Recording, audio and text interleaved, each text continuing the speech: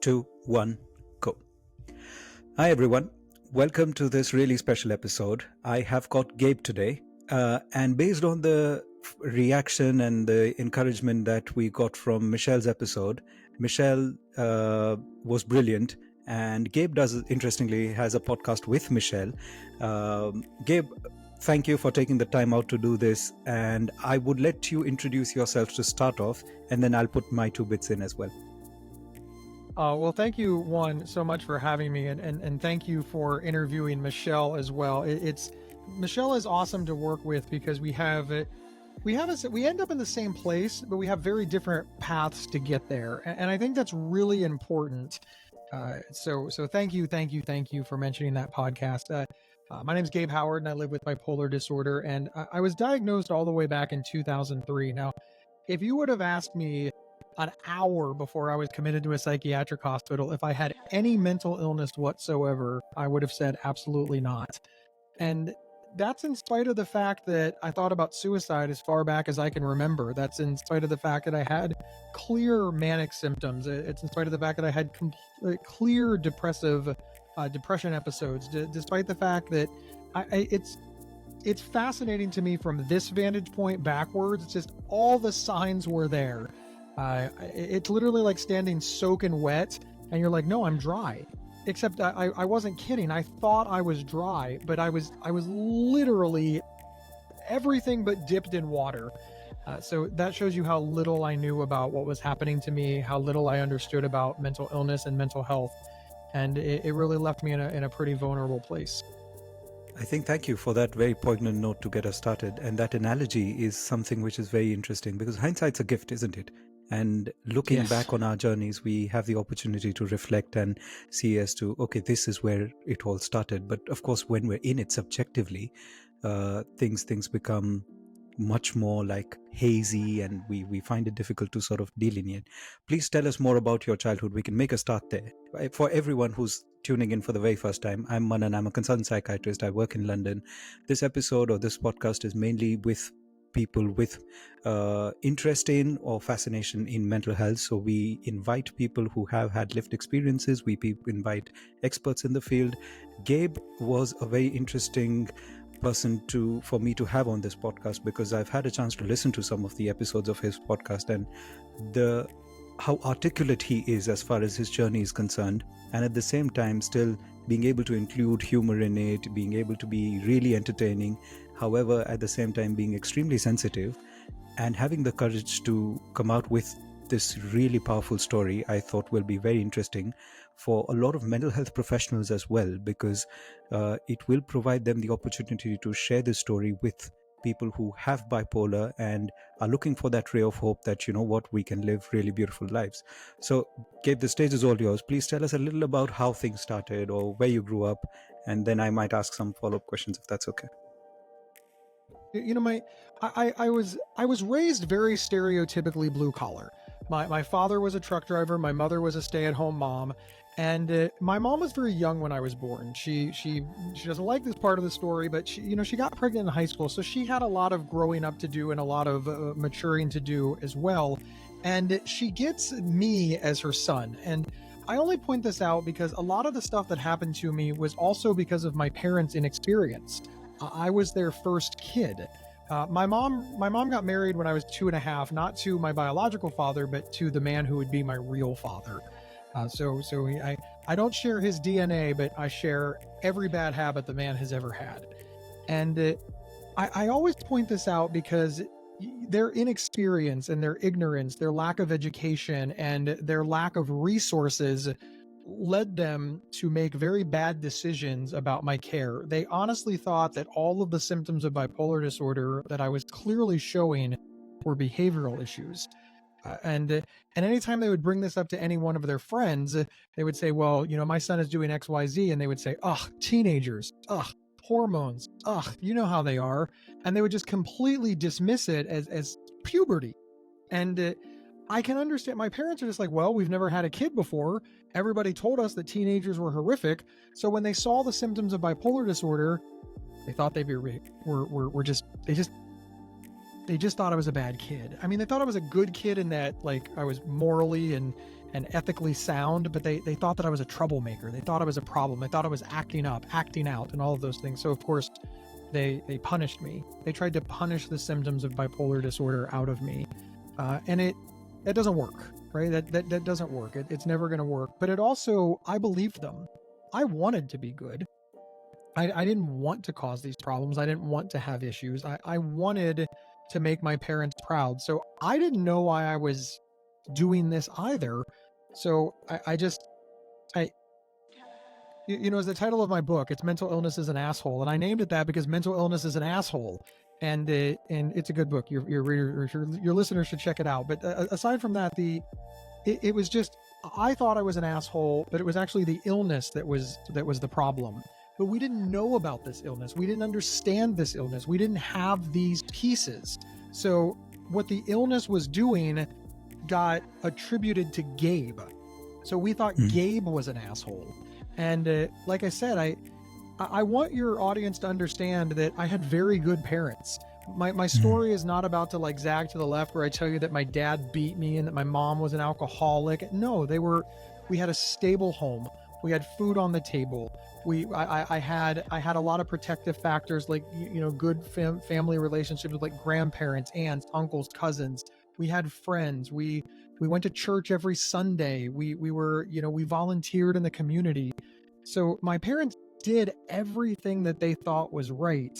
But unfortunately, since they had no information, a lot of the things that they chose to do were very wrong.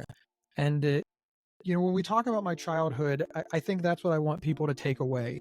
That my parents had the best of intentions, but they screwed it all up. I think it's really the fact that you come from that place of empathy. And sometimes I go back to this one thing that while we as children growing up, we constantly think that, oh, your parents and you're supposed to behave in a certain way and you're supposed to carry yourself in a certain way. But especially I'm the firstborn as well. And we've got to appreciate that when I'm 5 years old, my parent is also only a 5-year-old parent. They've been a parent only for 5 years. And hence they're still figuring things out. And that sort of then helps us put things into perspective. And sometimes especially when we're starting off to try and understand parenting, or we're teenagers, we tend to sort of think of parents in the way that, oh, how could a parent possibly do this to me? But at the same time, then as we grow a bit more wiser, we also do try to think that, okay, look, they obviously had the best in their heart, but probably they didn't know certain things, or they weren't aware, or they were also trying to figure things out, just like I was trying to figure things out at the end of the day. But if you're comfortable, and I know that these things are sort of really difficult to talk about, if you're comfortable, please do dive into the specifics as to what sort of things caused that friction, or what were the earliest symptoms or signs that you noticed. When we talk about like stereotypical bipolar disorder, let's not delve into the deep dark symptoms. Let's just talk about the two main ones, right? You've got godlike mania, where you think you know everything, you talk a mile a minute, you own the world, you have unlimited competence. So they've got a teenager that's doing that. So they're seeing this, and you can see where they would think this is behavioral. I argued with them about everything. I was angry at them all the time. I told them they didn't know anything and that they were stupid, and I believed that I was 100% right 100% of the time. I would also stay up for days at a time. That's a hallmark of mania. You know, you can stay up for a couple of days before you need sleep. And then when you do sleep, you only sleep for a couple of hours, and then you crash. So now that gets us to the second symptom of bipolar disorder that's really popular and that everybody understands, that depression. So now I don't want to get out of bed, which for a teenager, that means I don't want to go to school. So they're like, well, of course you don't want to go to school. You've been partying the last week. And now they're just like ordering me to go to school and telling me to get up and go because they think I'm no longer invested in my education or my future, when in actuality, I'm contemplating life and death. So you can't, when you're in that dark place, right? And I'm just going to phrase it like that. When you're in that dark place where you're weighing the pros and cons of life and death, one of the hallmark feelings of that, at least for me, was that nobody loved me. And now I've got mom and dad, the two most important people in the world, yelling at me and ordering me to do stuff that I cannot do, that I don't want to do, and that I don't have the ability to do. And I'm like, well, I'm a disappointment to them, so they'd be okay if I died. Now, how you get from I want my child to go to school to I'm okay if you're dead is clearly mental illness, right? It's not reasonable to think that if a parent wants their child to go to school, it means they want them dead. That's just, pardon the pun, it's crazy talk, right? But that's what I believed. So here I am thinking, wow, nobody would miss me if I were dead, and mom and dad are mad at me. So that's proof that they wouldn't miss me if I were dead. So it really created a lot of opportunities for me to do things that were not in my best interest. But of course, when they saw me do those things, they saw it more as self-sabotaging behavior, and they needed to nip that in the bud. So I would do dangerous things, and I would take unnecessary risks, and I would quit things that I shouldn't quit. And they're just like, well, he's bucking us. He's bucking the system. He's fighting back hard. He's sowing his wild oats. He's just fill in any blank you want, because they thought it was behavioral. They thought that I was just acting out. And as soon as they fixed that, redirected me, and taught me a lesson, I would be fine. Unfortunately, it was a disease mechanism at play. As I'm fond of saying, you can't ground cancer. You can't ground bipolar disorder. If it were that easy, I would just send my parents out to every psychiatric hospital in the world and just have my dad give them a lecture. My dad is really good at lectures. These lectures just don't work when you're sick. So those are some examples, some really high-level examples of things they did wrong and mistakes that they made, because they saw all these symptoms and they never thought to themselves, I've got a sick kid. I've got a troubled kid. They never thought to themselves that there was anything to be worried about. And you mentioned that I come at this as of a place of empathy. And one, thank you. I really appreciate that. But I also want to disclose, I didn't feel that way on day one. I was angry at my parents for years. I felt like they were abusive. I felt like they emotionally abused me. I felt like they abandoned me. I felt like they didn't care. It took reaching recovery. It took reaching a higher level of maturity. And it took kind of walking a mile in their shoes to realize what you said, which is when I was a 5-year-old kid, they were a 5-year-old parent. So they were learning. I wasn't their first kid. My mother was very young when I was born. Everybody was doing their best. And the turning moment for me is I realized that in order to make mistakes, you have to be present. You have to be there. You cannot make a mistake if you abandon your kid. My parents never abandoned me, nor did it ever occur to me that they could. So that's how good of a parent they were. It never even occurred to me that they would go away. That's some really fine parenting. And once I started putting those pieces together, that's when you start getting versions of the story that are this version. I want everybody to know, though, back when I was in my early 20s, my mid 20s, and even my late 20s, and even I'm sorry to say my early 30s, I thought my parents were assholes who treated me like crap. I'm really glad that I saw perspective and that I got enough therapy, education, and maturity to see it another way, or I could be mad at my parents to this day. I think it's a couple of points that you made are really interesting and very important as well at the same time. I think the first thing that I'd probably want to touch upon is the idea that you can't punish or talk someone out of a mental health disorder. And that is something which is very beautifully articulated, because you wouldn't say that about diabetes. Like you say, you wouldn't say that about cancer, you wouldn't say that about hypertension, but suddenly, because it's something which is something that you can see. The problem with hypertension is you can see the symptoms, but you can't possibly see the micro, the things going on at your blood vessel level. And people don't try to talk someone out of a hypertension. People don't try to talk someone out of a cancer. There's this conscious acknowledgement, this intentional acknowledgement that you need to sort of take professional help for it. And I think that was a very important point that you said and very beautifully articulated. The other thing being that, yes, I think we've all had times where we have had struggles with our parents. And I think that's something that a lot of people will relate to. Albeit, I do completely appreciate that in your case, it was much more challenging, probably, especially growing up, I think, like you said. But I think it's a very relatable thing globally, that we do question our parents, especially during our late teens, 20s, early 30s. And then when we start eventually sort of coming also from that place of empathy and forgiveness, we also try and identify that, look, at the end of the day, there are, for the good or for the bad, these are my family people. This is my family. Yeah. And at the end of the day, take it or leave it, we're not going to change that.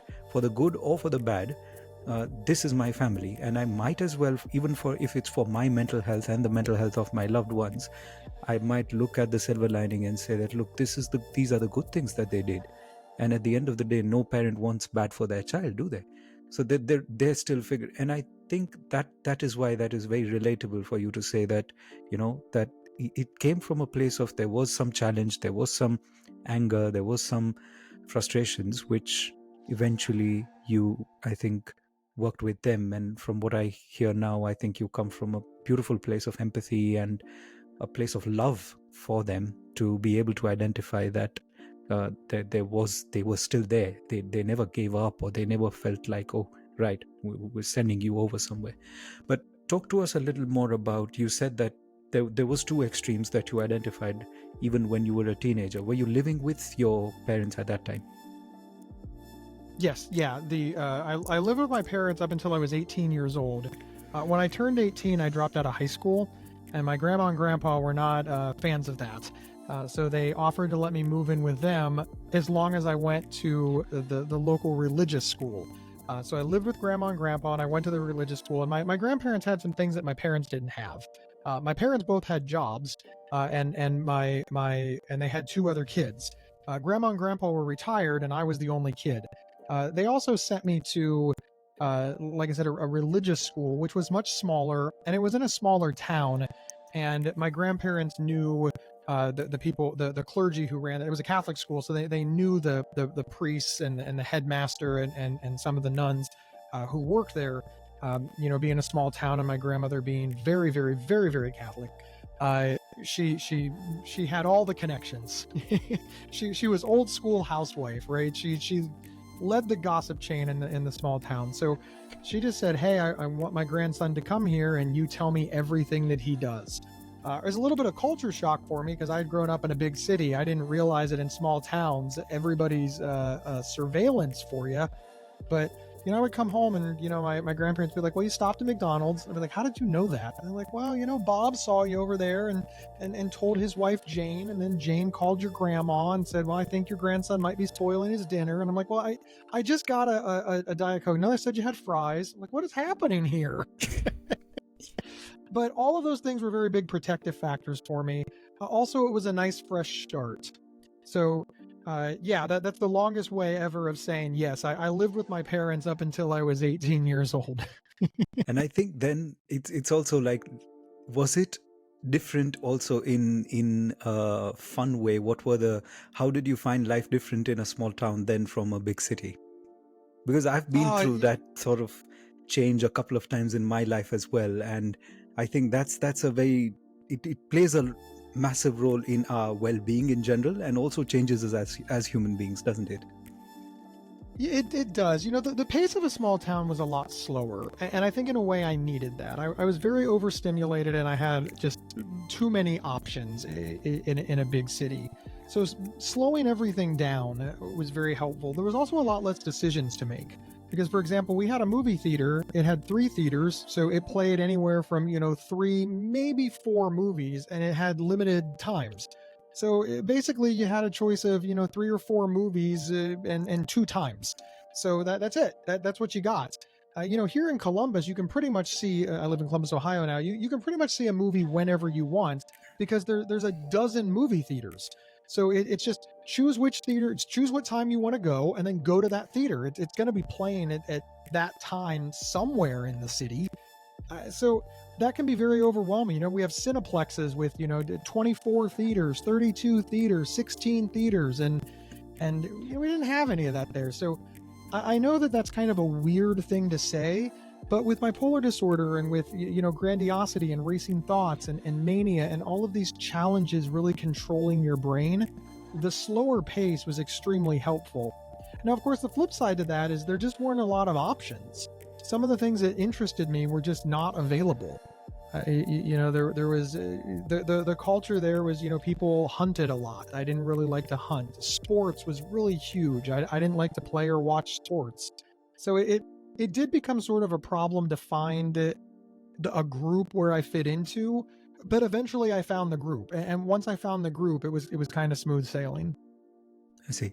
And when was the first time you had any contact with services? When was the first time that you were like, okay, I need to take some help? Or when was the first time you contacted the mental health services? 2003, when I was committed to a psychiatric hospital. I do want to take a small pause.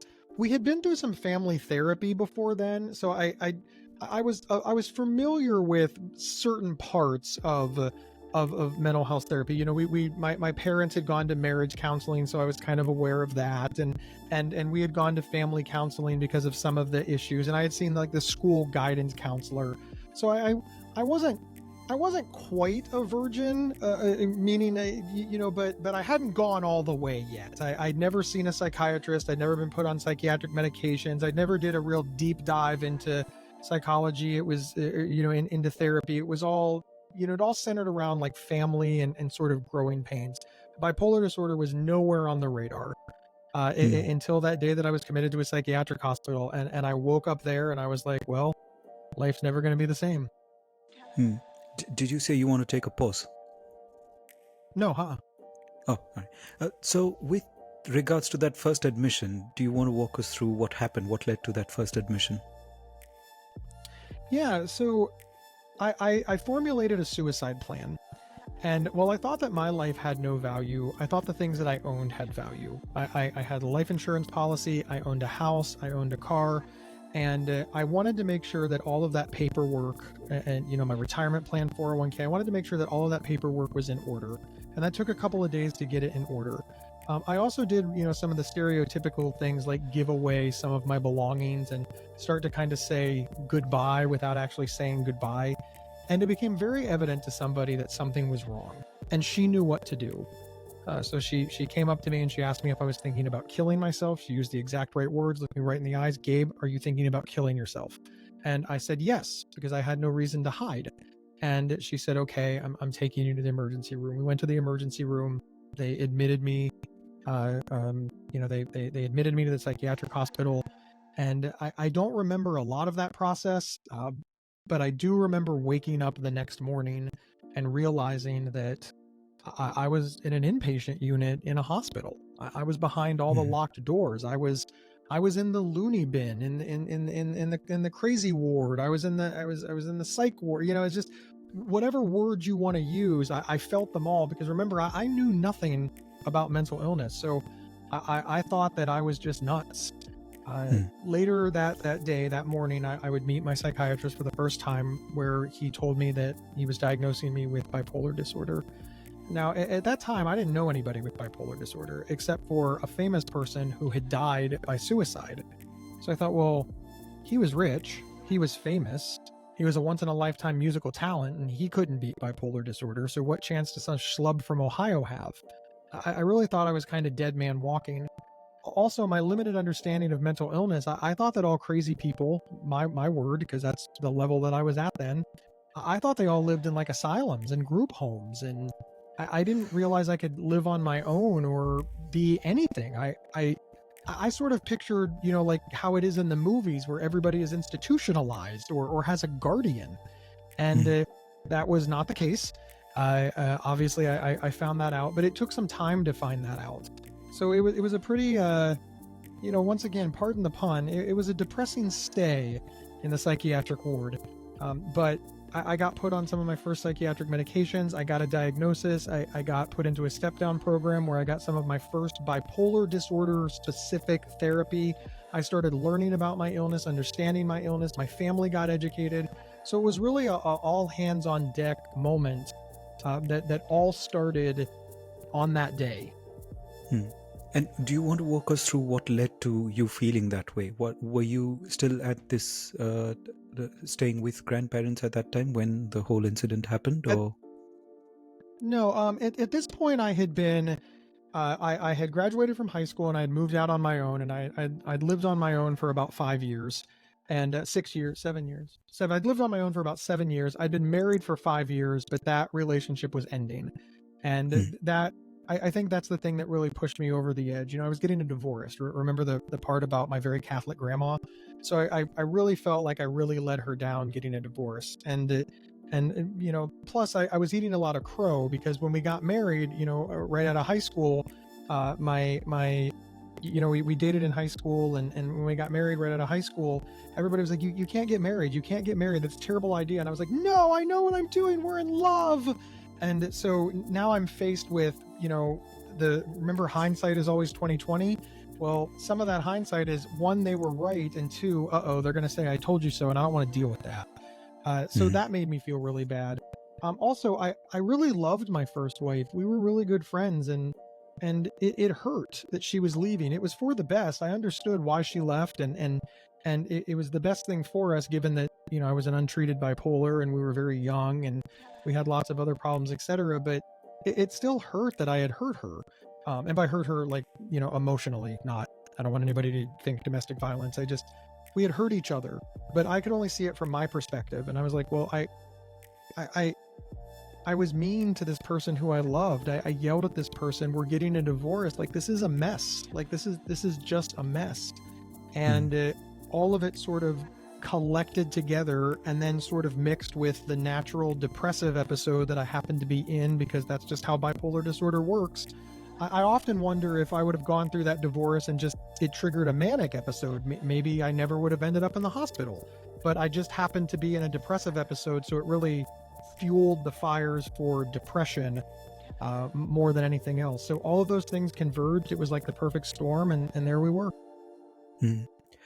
Thank you for opening up about that. I know that these things are really difficult to talk about. While we are talking about that phase of your life, would it be okay to sort of tell us, how did you cope with that grief? Of course, the intricacies of the relationship are completely personal, and I completely respect that. But I think what a lot of people do relate to is, we've been through that grief of a relationship which everything was real, especially the first one. I think the first one we have is something where everything was, in double inverted commas, meant to be. Everything was going right. This was the special one. This was the one that it could never go wrong, could it? But then it does. Oh, it was just you and me, and then it does. Sorry.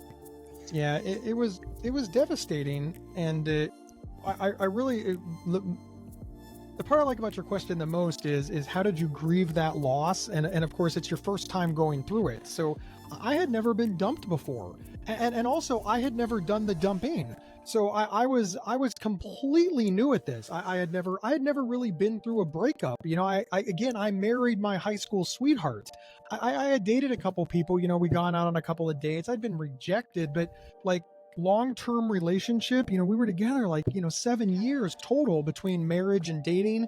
We went to prom together, for Pete's sake. We graduated high school together. We had I lost my virginity to this woman. And I'm only pointing all this out because that's an awful lot to mourn the loss of. I also had to mourn the loss of, I thought this was my person. I thought she was the one. And I was a kid. Kids have a lot of ideas about the one, and also I had bipolar disorder. The one takes on a greater significance when you add grandiosity and mania to that. I was special. I found my soulmate. It's like a romantic comedy on steroids, injected with nuclear steroids, and then it's written by a whole group of teenagers who are just super into love. And that's what I felt like I was mourning the loss of. And I can see why I thought the only way out and the only way to escape those feelings was through suicide. So to answer your question about how I grieved the loss of it led to me being committed to a psychiatric hospital. So I clearly didn't handle it well. When I got diagnosed with bipolar disorder, when I got into the step-down program, we talked about these things a lot, and we started future planning. See, my whole future was based around this person. So when I looked into the future, all I could see was a void because all the plans I had included her. Well, I worked with therapists, etc., and they're like, you got to make a plan that doesn't include her. You got to make a plan that doesn't include her. And once I started making those plans and once I started doing those things, it just became much easier. And I do want to tell the audience, I'm skipping over some things, etc. Not because they're not relevant, but in the interest of time, it's not quite that linear, right? Even during the breakup, there were good days where I dated other people, and then there were bad days where I just cried and cried and cried. I don't want anybody to see this as like a linear process. We're not writing a novel where A leads to B leads to C. Real life is more like A leads to W, W leads to 7, 7 leads to bat symbol leads to B. So you're kind of making some progress in this bizarre way. So I want to make sure that the audience understands that it was not and like then a nice suddenly life clean throws process. a couple of Sanskrit letters in between. Oh yeah, it's a mess. I've used this analogy so many times where it's like, A doesn't lead to B, A leads to W, and then I thought, it doesn't even lead to a letter sometimes. It just you're just sitting on this island and you're like, I don't understand any of this. How did I get here? And that's not because of bipolar disorder. That's just the human experience. So if it's breakup, you alluded to, or not alluded, you said, breakups are difficult for everybody. They're difficult for everybody. So I was dealing with the breakup of my marriage, losing my high school sweetheart, and untreated bipolar disorder all at the same time. So any one of those things knocks the average person on their butt. I had all three. And then do you want to walk us through what, of course, one of the major things was getting that help, starting to look towards future. What were the other things that pulled you back up to gather yourself and look forward in life? What were the things that you attribute your today to, the person that you are today? What do you attribute that to? I know it's funny, but there were bigger things, people who I met, projects that I started working on. Time is very helpful. But one of the big things is, so my wife and I owned a house, my ex-wife and I owned a house, and that's the house that I was alluding to. So we sold that house and I moved into an apartment, and there was some equity in the house. So I got kind of a chunk of money. And the first thing that I did with the chunk of money was just like pay off all my debts. And that was very, very helpful because, before I was in debt, and now, all the credit cards are gone. All the money that I, owed family was gone. Even the car was paid for. And that was really nice. And then I thought, well, okay, I've got an income that was able to service all of these debts. And now what do I do with that money? And somebody said, why don't you just do something nice for yourself? Like, think of something ridiculous that you would never do. Why don't you do that? Now, she's told me years later that she thought that I was going to go on an expensive, fancy vacation. But what I actually did was bought season tickets to the local hockey team. The Columbus Blue Jackets are an NHL team. They're based in my city. So, they're a professional sports team. Tickets are very expensive. You got to buy seat licenses. You got to pay to park. You got to buy the tickets themselves. Food and drink there is just astronomically priced. So buying season tickets to the local hockey team or, the local NHL team was a very expensive proposition, but they had a payment plan and I could afford the payment plan because, like I said, I didn't even have a car payment. And now all of a sudden I've got tickets to 42 games a year. So I knew what I was going to be doing at least 42 times this year. And plus it became all encompassing. I built a little community there because when you're a season ticket holder, they have season ticket holder events. They have fan festivals, meet and greets. They have, before the season opens, you get invited to a luncheon where you get to sit with a player. So not only did I get to do that, so now I have more things to look forward to, but I met other season ticket holders. And now we have that in common. It didn't matter that we were, from different ages or different walks of life or different religion or different political stripes. We could just sit around and talk about hockey. And that was amazing.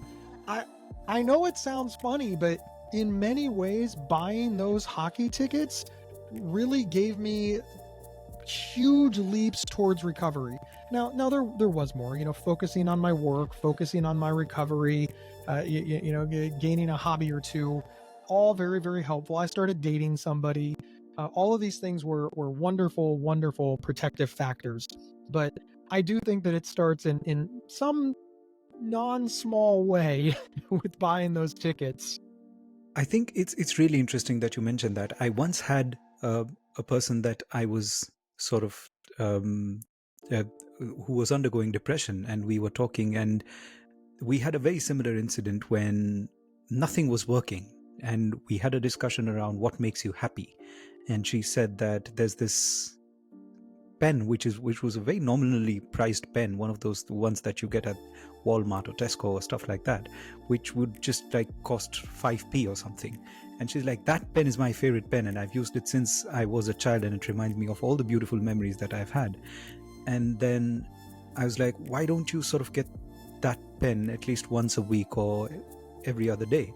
And this is not medical intervention.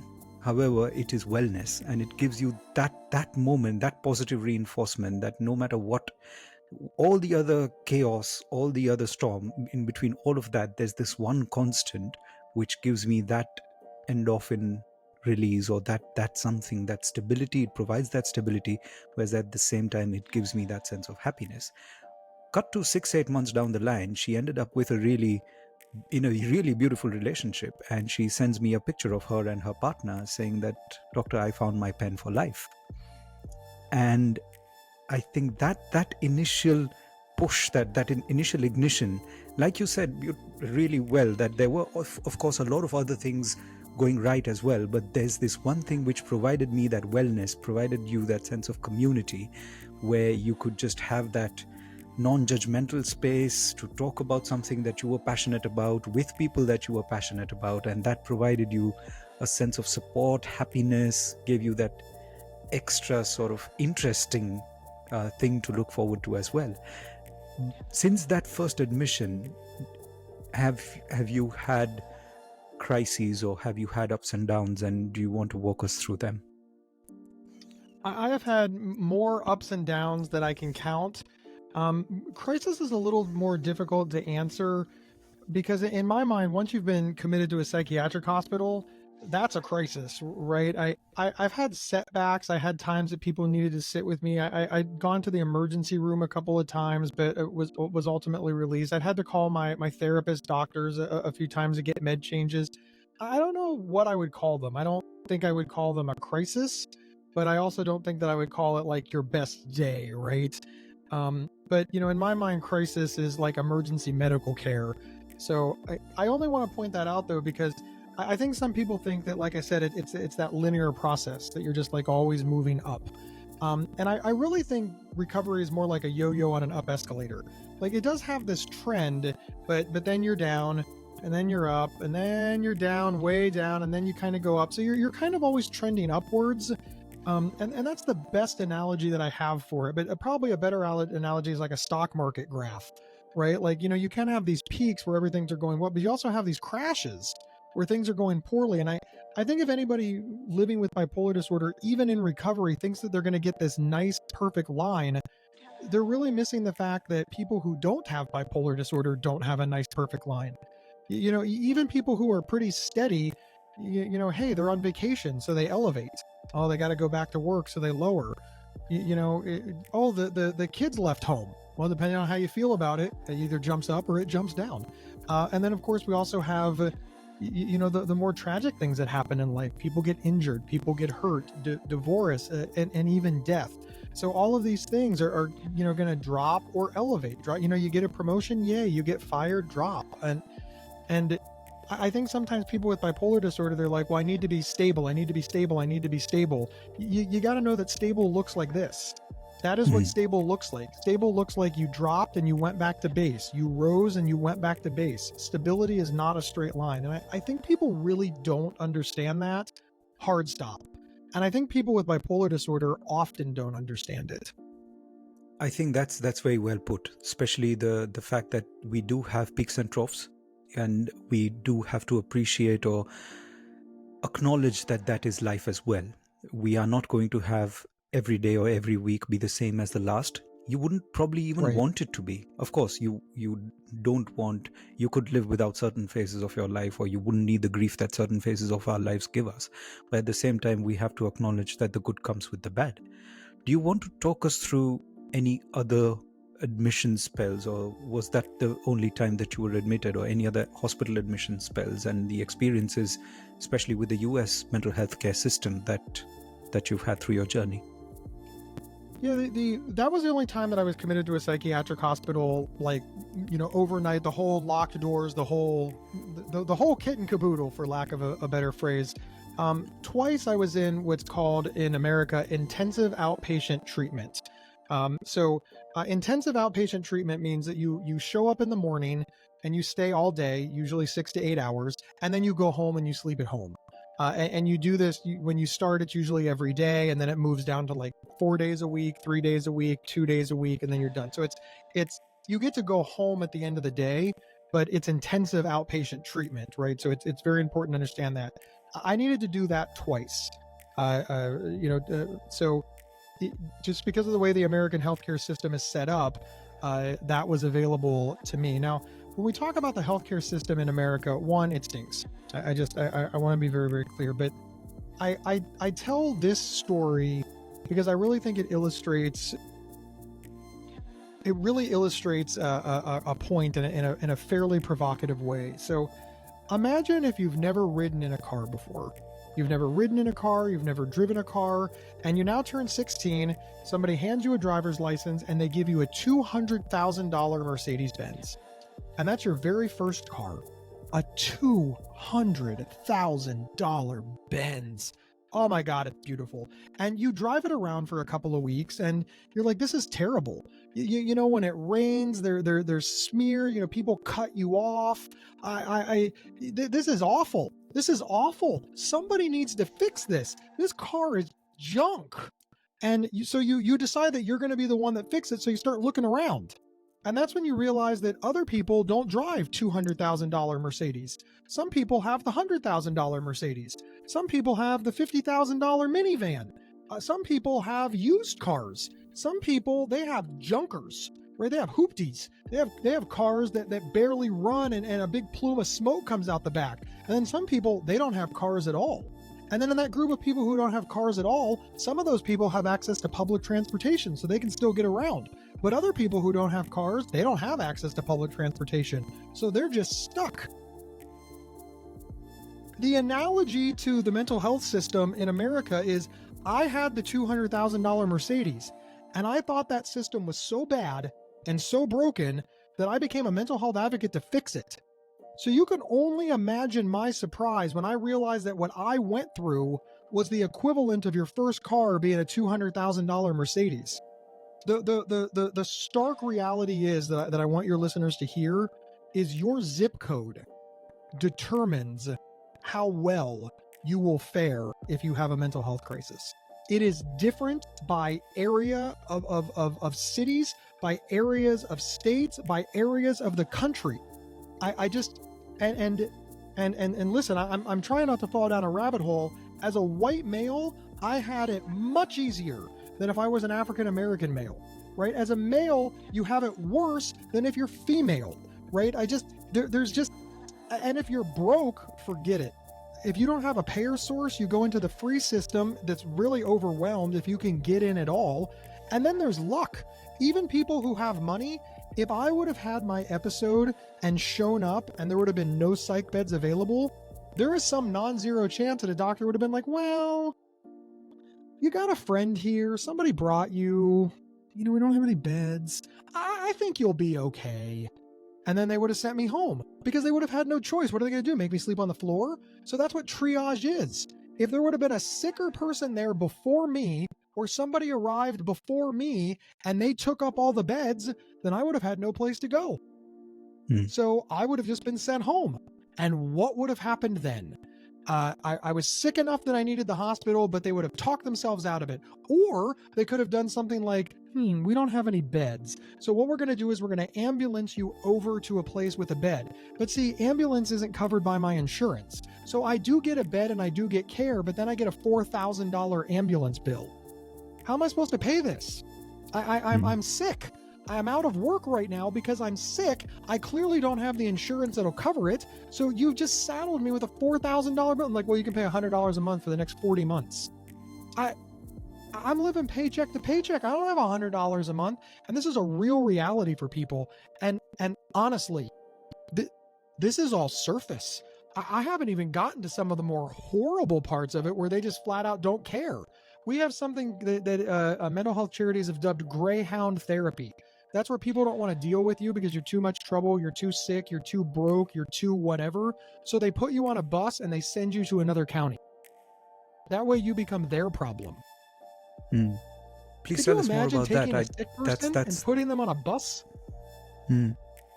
Please tell us more It's about horrific. that. I think that's something that I don't know if that would be the same sort of analogy that might be applicable to other places, but please tell us a bit more about that. And I'm sure mental health professionals have heard horror stories in different corners of the world similar to the one that you're saying. So obviously nobody is going to admit to this because it is a crime. It is illegal. It's just illegal against a group of people that they don't kind of care about. So nobody's really going to investigate this, right? The example that I always use is, it's in America when we had the crack epidemic, and it was largely African Americans in the minority community who were using it. We arrested everybody, and then eventually the crack epidemic made its way to white America. So then we decided that it was a disease, and we started giving everybody health care and help. Well, I don't understand. Both sides have a substance use disorder. Why was one group criminalized and the other group offered help? I want to be very clear. Help is the correct answer, right? Everybody should have been given help. But when it was one community, we decided it was okay to throw them in prison. When it was a different community, we approached it with compassion and empathy.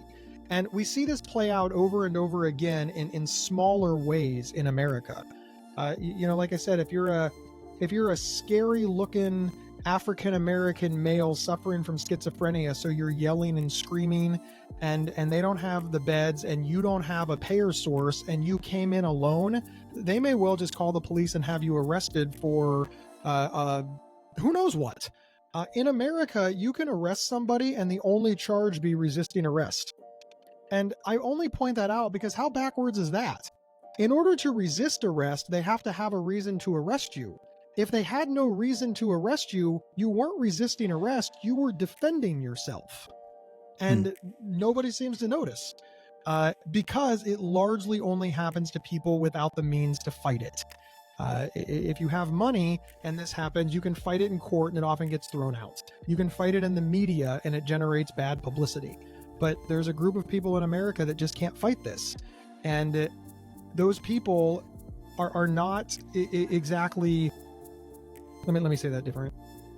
And those people who can't fight it, they don't have a lot of political power. They don't have a lot of money. They don't have a lot of resources. And also, they're sick.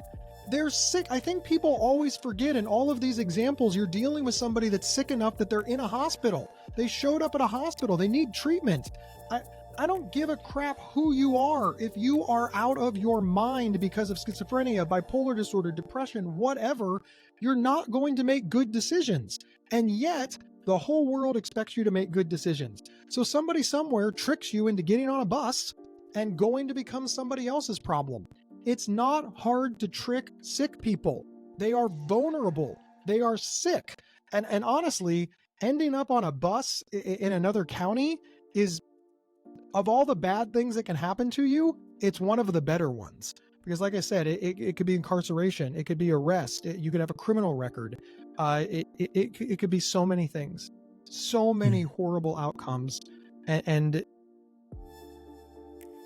it's not reasonable, it's not fair, and it's not right. And I know there's horror stories everywhere. I don't think that mentally ill people have the monopoly on horror stories when it comes to life or even medical care.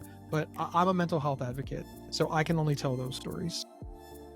And I think it is talking about those stories, and even as mental health professionals, something that I strongly advocate is the fact that we have to talk honestly and truly about the problems that are there. Until and unless we acknowledge a problem or at least identify it, there's good things and there's bad things with every system. When I'll tell you about my own journey. When I came into the UK to start working, I came from India, and whenever you're moving countries, you tend to over-idealize or romanticize a new place. I don't know if that's only for countries either.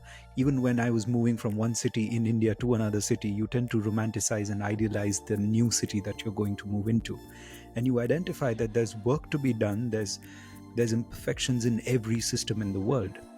And it's only when you sit and decide that, look, I've got to roll my sleeves up and acknowledge that these are things that we can potentially do better, and then start talking to all the stakeholders to try and identify as to how will we able to improve them.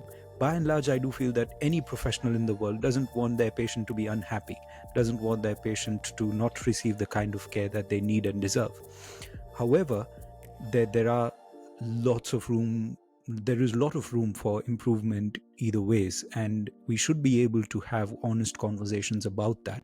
It's only through honest conversations that we'll be able to then start working towards improvising them. And we need to democratize mental health. We need to get as many people involved as possible, and that's when those conversations will happen, that people will be like, okay, let me go to a professional, let me go to this service because it really acknowledges and I feel heard there.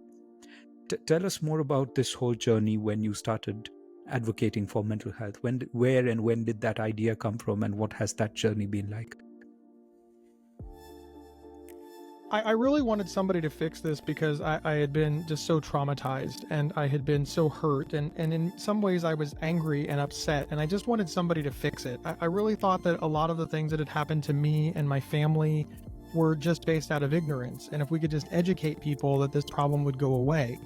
And I just couldn't understand why nobody was doing anything about it. And I found some support groups, and I found some nonprofits that were trying to do something about it. And really, I kind of joined them, right? So, I joined forces with nonprofits, et cetera, and did the best that I could to help them in a meaningful way. And that was good. But as I gained more experience, as I learned more, I realized that my voice in some ways was better alone. Nonprofits are beholden to many personalities. They're beholden to a board of directors. They're often funded by the government, so there's certain things that they just can't say because that would be, quote, biting the hand that feeds you, unquote. I sort of wanted to be a free agent. It's not to say that I don't work for the government. It's not to say that I don't work for pharmaceutical companies. It's not to say that I don't work for nonprofits. It's not to say that I don't do a lot of things, but I have the ability to say no and walk away in a way that a nonprofit wouldn't have. So after I worked for nonprofits first I volunteered for nonprofits, then I worked for nonprofits, and then I kind of threw out my own shingle. And that's made a lot of difference. I'm very fond of saying that I sort of got into this by luck. I really just volunteered as a way of giving back to the mental health charity that helped my parents and my grandparents and my family. I just wanted to sort of help them raise money, but they just kept asking me to do stuff, and well, I just kept doing stuff. And before you know it, here we are. And it was a good growth pattern, but I want to be clear, it was super accidental. I didn't really set out with a plan. Eventually, I did decide that I wanted to make this, a full-time job, and I started my podcast, and I started public speaking, and I built a website, and I started consulting and things like that. And that has made a world of difference. I mean, I approached it as a business instead of a hobby, and that changed things. But I'm super lucky to have good people around me. My parents are very supportive. My wife is very supportive. My best friend is very supportive. And I've met a lot of great people along the way, like Michelle, for example. She's been very supportive. And we've just done a lot of projects, and ultimately, it's a funny way to describe it, but I'm really just throwing spaghetti at the wall and seeing what sticks. And whatever sticks, I just keep doing. And whatever falls off, I try to figure out either do I want to keep investing in this, or do I want to pay attention to the stuff on the wall? And everything comes around, and I've been doing this for almost 15 years. I don't understand how, but here I am. And you've had a couple of really interesting things that I know I'm aware about. One is that you've written a book, and like I said, it's really interesting. Highly recommend the book to all our listeners, and highly recommend the podcast. Besides the book and the podcast, tell us more about what other sectors are you working in at the moment, and what have your experiences been working with, say, hospitals. And yeah, absolutely. I just wanted to hold it up. I don't know. It seemed like the thing to do. Absolutely. Yeah. I think it's a really catchy title as well. And I had a chance to sort of skim through it a little bit as well. It's available on Amazon, I think, isn't it? Globally. Mm-hmm. Yep. Yeah. You can get it on Amazon, absolutely. And the digital version and the hard copy. So highly If you want recommended it to... signed, you can go to gabehoward.com. Absolutely. And please tell us more about any other work that you're doing at the moment, and what has your experience been working in mental health as an advocate? What sort of work have you done, and what are the challenges that you find? The big challenge that I find, you can go in so many different directions with this question, but I got to tell you that the two big challenges I find are A, people wanting to listen, and B, people wanting to support a business where they need to listen. Sometimes I'm like, I want to come and explain this to you and talk to you and tell you about it. And they're like, no. I'm like, I'll do it for free. I will come and educate you for free. No. And then other times they see the value in it. They're like, hey, will you make a mental health receptive workplace in my business? I've got 200 employees and I really want them to understand that it's important, that they understand that their mental health is important. Here's the services we offer. And we want you to do 150 hours worth of consulting work and training for all 200 of our employees for free. I'm like, well, I can't do it for free. And they're like, oh, we thought you cared about people. We thought you cared. Oh, this guy's a huckster. He doesn't care about anybody. And I immediately say, well, did you pay your doctor? Like, do firefighters, do police officers, do they get paid? Because that means they don't care about anybody, right? I mean, so that's always been very hard, because you've got to set these hard boundaries. I do care very much. I care very much about the message, about the education, and I also care about eating. My dog likes food. My wife likes food. I really, really like food. So that's been a real challenge, and it really is twofold. I have such a struggle getting people to hear the message at all, and I have a lot of struggle trying to make a living in an industry that people largely think should be free. And that's difficult. The other project I work on, I'm the host of the Inside Bipolar podcast. It's an educational podcast. It's supported by Healthline. So healthline.com. You can find the podcast Inside Bipolar on your favorite podcast player. And the thing that makes that podcast unique is it's me. I live with bipolar disorder.